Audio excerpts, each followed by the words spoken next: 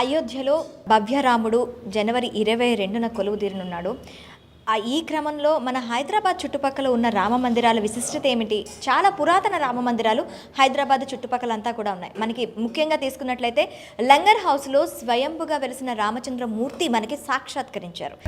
హరి హరి హరి శ్రీ హరి నీ నామమే మాకు గతి, హరి హరి హరి శ్రీ హరి నీ నామమే సద్గతి, హరి హరి హరి శ్రీ హరి నీ నామమే మాకు గతి, హరి హరి హరి శ్రీ హరి నీ నామమే సద్గతి. గోవింద హరే గోపాల హరే గోవింద హరే. రామచంద్రమూర్తి ఇక్కడ ఎలా సాక్షాత్కరించారు, ఏ టైంలో కొలువు తీరారు అనే పూర్తి వివరాలు తెలుసుకుందాం. నమస్తే जी, ये टेम्पल है ना, ये टेम्पल कब से हुआ है? जय श्री राम, जय श्री मन्नारायण। श्री रामचंद्र जी मठ, संगम, लंगर हाउस, बापू घाट। ये राम जी का मंदिर मठ बहुत प्राचीन है। ये 800 साल पुराना मठ है। ये बाबा रामदास जी महाराज के टाइम से परंपरा से ये चलते हुए आ रहे हैं। ये मठ बाबा रामदास जी गोलकुंडा किला में निजाम अपना मैनेजर उनको बना लिए थे। तो भक्त रामदास जी राम जी का बहुत ही ध्यान पूजा पाठ करते थे और वहाँ के जो हिसाब किताब के काम थे वो भी करते थे। तो उनको बहुत दिन से राम जी का मंदिर बनाने की इच्छा था। तो उस टाइम उनको पास पैसा 3,65,000 रुपया कहीं से आए थे। वो पैसा का भद्राचलम फर्स्ट राम जी का मंदिर बनाए। बाद में जब निजाम का हिसाब किताब का टाइम आया, हिसाब किताब हुए, तो निजाम पूछे ये पैसा कम हो गया। तो बोले महाराज मैं इसका मंदिर बना दिया हूँ भद्राचलम। तो बोले ये पैसा कौन देगा? तो बोले मेरे पास तो पैसा है नहीं, जिसका मैं मंदिर बनाया हूँ वही पैसा देगा। तो बोले ठीक है, जिस दिन पैसा देगा आप उस दिन जाएंगे। तो उनको गोलकोंडा किला में कारागार में उनको डाल दिए। काफ़ी टाइम के बाद उनको जो है सो राजा के सपने में आए, आपके पैसा मिल गया, आप हमारा भगत के छोड़ दीजिए।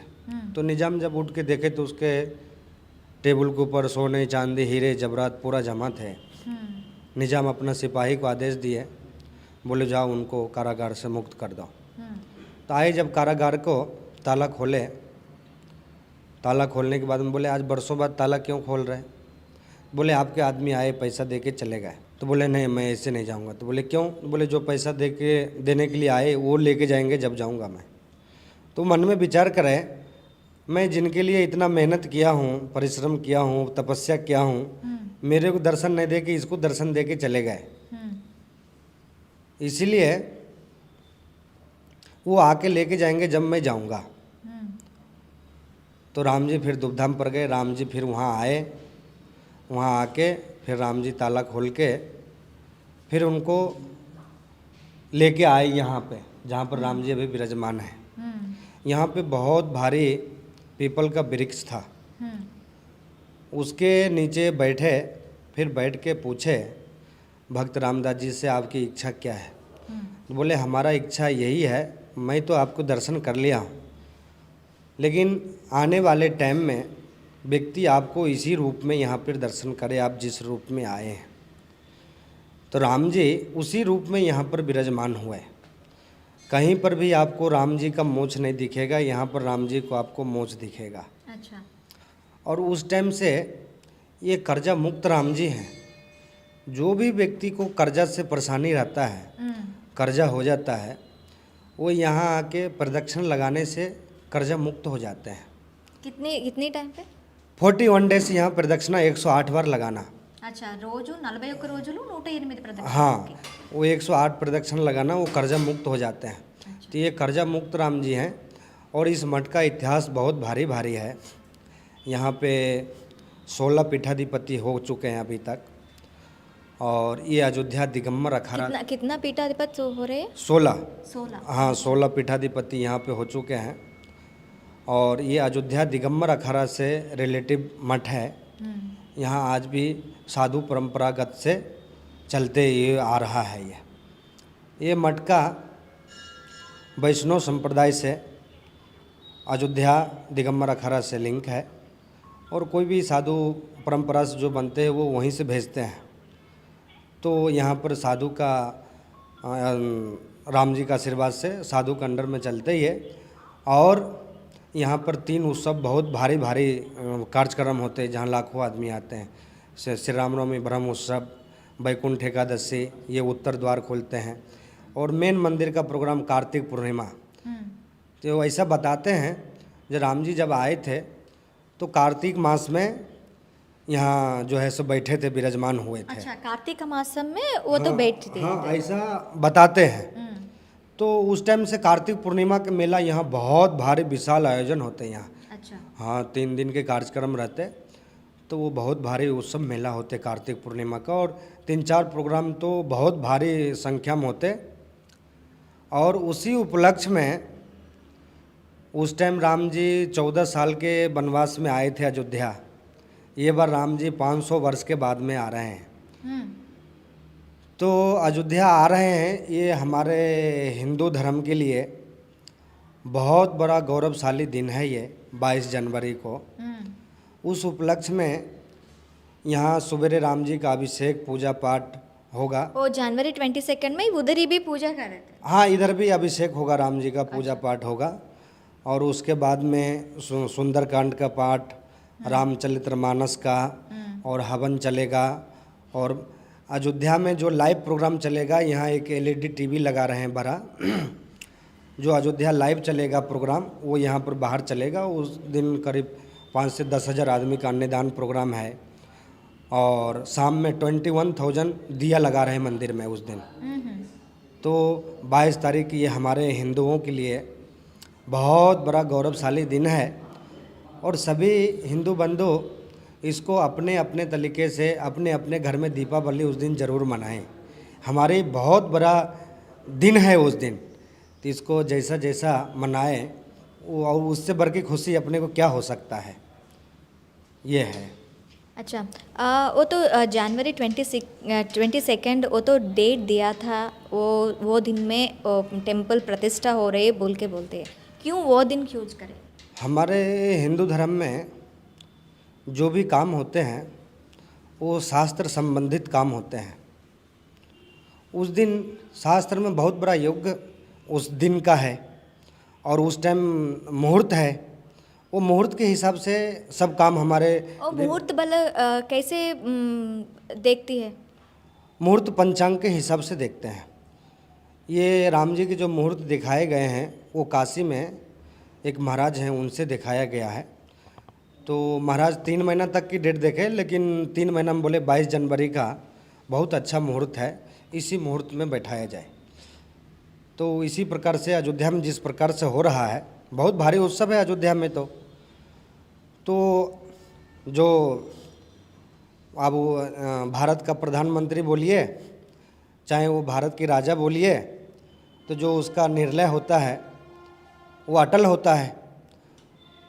तो निर्णय के अनुसार से ये हमारे गौरव के दिन है, ये गौरवशाली दिन है। गौरवशाली दिन को जो राम जी जो बैठ रहे हैं वहाँ, तब समझ जाइए अपने आप में वो कितनी भारी दिन होगा। वो दिन के सबके इंतज़ार था, वो दिन का टाइम उस दिन आ गए। उस दिन राम जी विराजमान हो रहे हैं अपने मंदिर में। థ్యాంక్ యూ అండి, థ్యాంక్ యూ వెరీ మచ్. చూసారు కదా, రామ మందిరం జనవరి 22 అనేది చాలా ప్రత్యేకమైన దినం. దీన్ని కాశీలో ఒక మఠ పీఠాధిపతి దీన్ని డేట్ని ఫిక్స్ చేయడం ద్వారా ఆ డేట్ని చూస్ చేసుకొని ఆ రోజు విశిష్టంగా అక్కడ రామ మందిర ప్రతిష్టతో ఏమైతే జరుగుతుందో ఆ ప్రతిష్టకు అనుసంధానంగా ఇక్కడ రామచరిత్ర మానస్, హనుమాన్ చాలీస్ ఇలాంటి పఠనాలు జరుగుతూ మనకి అక్కడి నుంచి ఏదైతే ప్రోగ్రామ్ అవుతుందో అది లైవ్ ద్వారా ఇక్కడ మనకి వీక్షించే అవకాశాలు కూడా కల్పిస్తామని చెప్పి టెంపుల్ యాజమాన్యం చెప్తున్నారు. హరి హరి హరి శ్రీ హరి నీ నామమే మాకు గతి. హరి హరి హరి శ్రీ హరి నీ నామమే సద్గతి.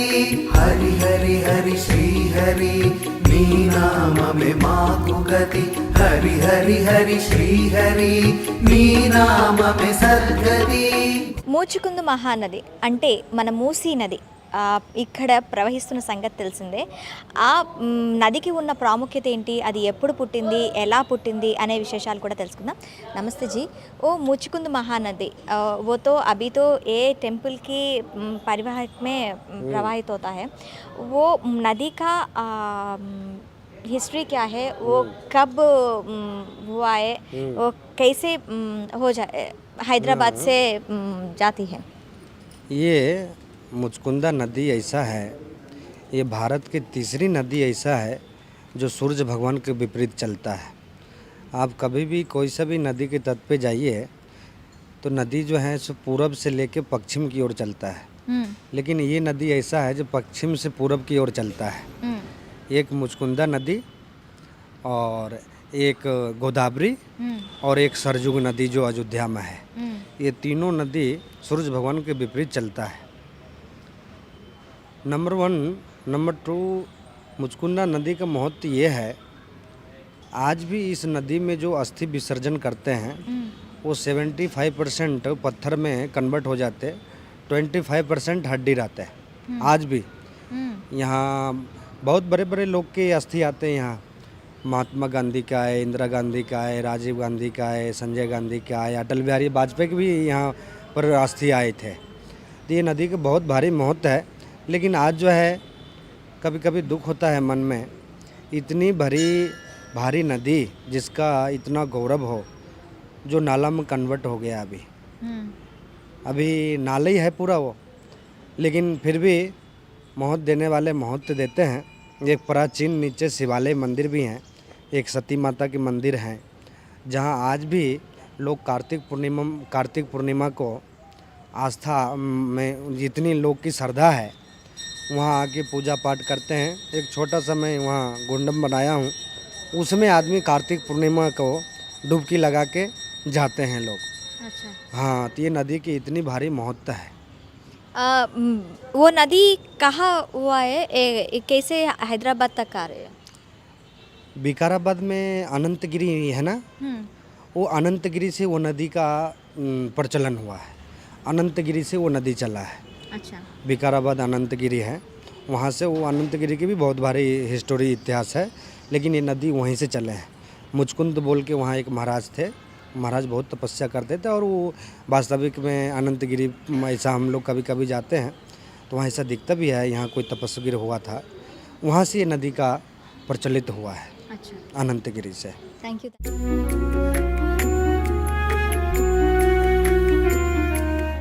ప్రస్తుతం మనం లంగర్ హౌస్ దగ్గర ఉన్న సంగం గుడిలో ఉన్నాం.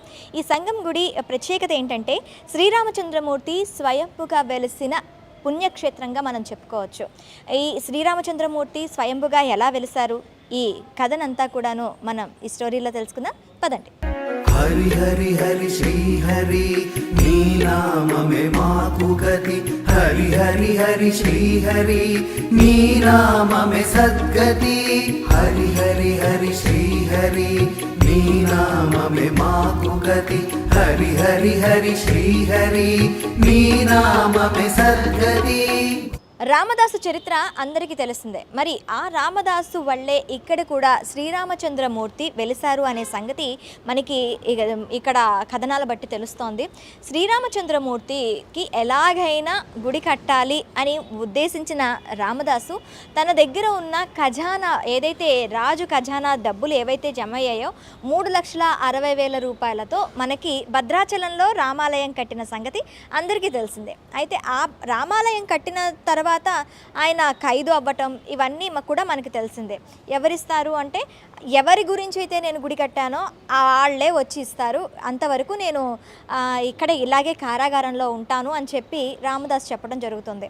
అయితే అప్పుడు నిజాం రాజుకి కలలో కనిపించి రామచంద్రుడు లక్ష్మణ సమేత సీతాదేవి వచ్చి మేము ఇగో నీకు శిస్తు కడుతున్నాము, ఆ రామదాసుని జైలు నుంచి విడిపించు అని చెప్పి ఆ నిజాం రాజుకి చెప్పడం జరుగుతుంది. నిజాం రాజు కలలో నుంచి తేరుకొని అక్కడ చూసేసరికి బంగారం నాణాలు ఇవన్నీ కూడాను మనకి సాక్షాత్కరించిన ఇది అంతా కూడా హిస్టరీ అంతా కూడా మనకు తెలుసు. ఆ తర్వాత ఏం జరిగింది అంటే రామదాసుకి ఖైదు నుంచి విడిపించమని నిజాం రాజు ఆజ్ఞ వేయగానే, లేదు, నాకు ఎవరైతే మీకు కలలో కనిపించి చెప్పారో, మీకు ఎవరైతే శిస్తు కట్టారో వాళ్ళు వచ్చి నన్ను విడిపించి తీసుకెళ్తే కానీ వెళ్ళను అని చెప్పి మొరాయించు కూర్చున్నాడు. అప్పుడు శ్రీరామచంద్రమూర్తి ఆ రామదాసుకి దగ్గరికి వచ్చి, రామదాస, నీ భక్తికి మెచ్చాను అని చెప్పి సాక్షాత్కరించి నీకేం కోరిక కావాలి అని కోరుకున్నారంట.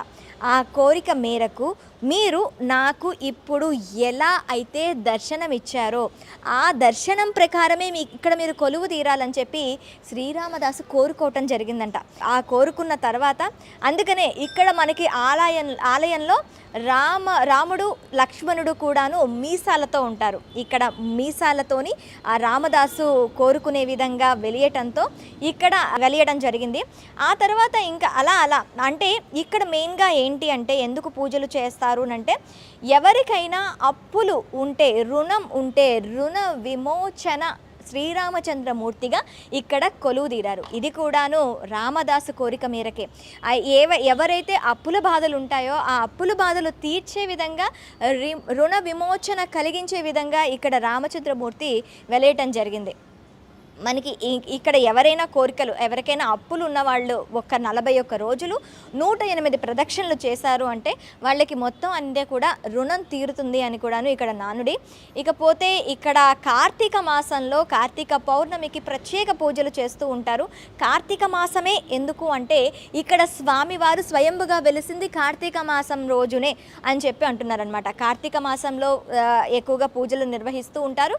అలాగే కార్తీక పౌర్ణమి రోజు విశిష్ట పూజలు అనేవి ఇక్కడ జరుగుతూ ఉంటాయి. ఇకపోతే మనకి జనవరి 22 అక్కడ అయోధ్యలో ఏవైతే జరుగుతున్నాయో పూజలు కూడాను, ఆ పూజలన్నీ ఇక్కడ లైవ్ టెలికాస్ట్ ఇక్కడ జరుగుతూ ఉంటాయి. దానికి అనుసంధానంగా ఇక్కడ రామచరితమానస్, తులసీదాస్ చరిత్ర, అలాగే హనుమాన్ చాలీసా ఇలాంటివన్నీ కూడా స్తోత్రాలు జరుగుతాయని చెప్తున్నారు. సో ఇంకెందుకు ఆలస్యం, ఎవరైనా అక్కడ అయోధ్యకు వెళ్ళి రాముని దర్శించుకోలే వాళ్ళు ఎవరైనా ఉంటే ఇక్కడ ఆ రామచంద్రమూర్తిని దర్శించుకోవడానికి వచ్చి తరిస్తారని కోరుకుంటున్నాం. మరొక ఇంట్రెస్టింగ్ అంశంతో మేము ముందుకు వస్తాం. Stay with us.